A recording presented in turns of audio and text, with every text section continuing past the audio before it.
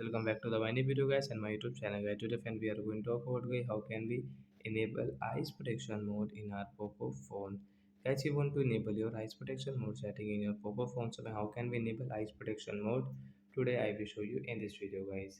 So before starting video friends, first of all go and subscribe the channel, click the bell icon. So friends, now let's see. Open your phone setting to enable eyes protection mode. After on phone setting, guys, scroll. As you can see, guys, your display setting, guys, click on your phone display setting. Again, scroll. Friends, you can see this type of setting in your Poco phone. So you will have to click on guys, this ready mode setting, means your eyes protection setting. Then, guys, you can enable from this right side. Tap here. Guys, you want to schedule your eyes protection mode setting, guys, you can schedule from here.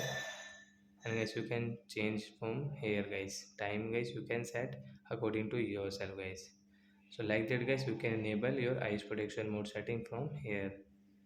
So I hope friends you have understood how to enable eyes protection mode setting. So when you phone when you operate your phone at night and when you study in phone at night guys, so friends you should enable your eyes protection mode setting guys. So that's it guys, thanks for watching the video, bye guys.